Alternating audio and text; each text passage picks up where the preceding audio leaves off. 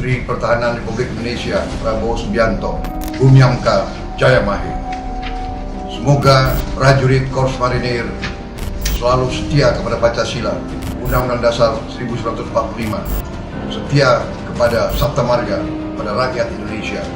Semoga prajurit Korps Marinir tetap tegar, tetap semangat, menjadi prajurit andalan yang tangguh, yang siap berkorban untuk negara dan bangsa, dan selalu mencintai rakyat Indonesia.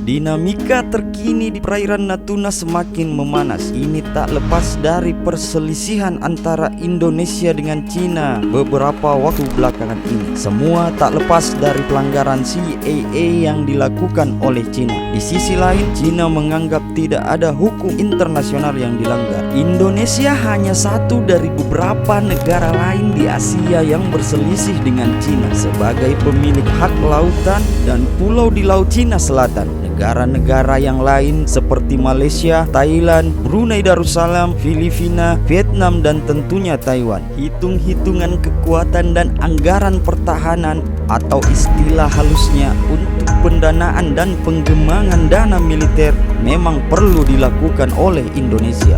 Indonesia misalnya dengan anggaran pertahanan pada tahun 2020 ditetapkan sebanyak 127,4 triliun. Sejak 2009, alokasi dana ini memiliki pertumbuhan majemuk tahunan 12,85% CAGR. Pertumbuhan majemuk ini lebih besar dibandingkan dengan anggaran Cina sejak tahun 2014 yang hanya 7,13%. Namun dari sisi lain tentunya jangan bandingkan anggaran kedua negara ini, sebab anggaran Cina 21 kali lipat lebih besar dibanding Indonesia, setara dengan 9,14 miliar US dollar.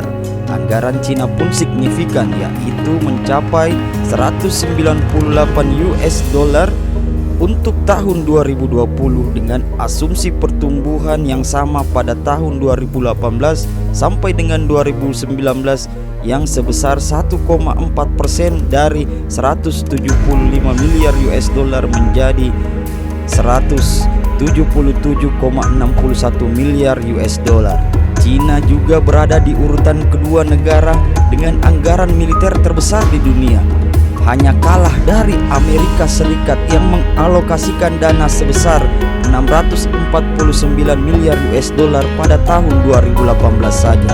Berdasarkan data Stockholm International Peace Research Institute, tidak hanya Cina, negara-negara tetangga dekat Indonesia, Australia juga memiliki anggaran pertahanan yang tidak sedikit. Nilainya mencapai 2,19 miliar US dollar sampai 177,61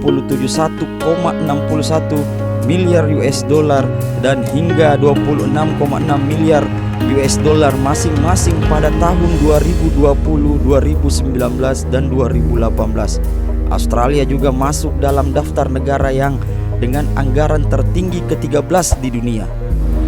Lantas, anggaran militer Indonesia tahun ini tersebut memang belum ideal. Salah satunya karena rasio terhadap total APBN hanya 5,02%, jauh di bawah Singapura 20% dan Thailand 7% dari APBD negara mereka masing-masing. Namun patut dipertimbangkan juga, selain menguatkan militer, kita juga butuh pengembangan di sektor lain seperti industri dan pengembangan infrastruktur dasar bagi daerah tertinggal yang membutuhkan anggaran yang tidak sedikit, sehingga kita bisa memiliki pertumbuhan ekonomi yang lebih merata.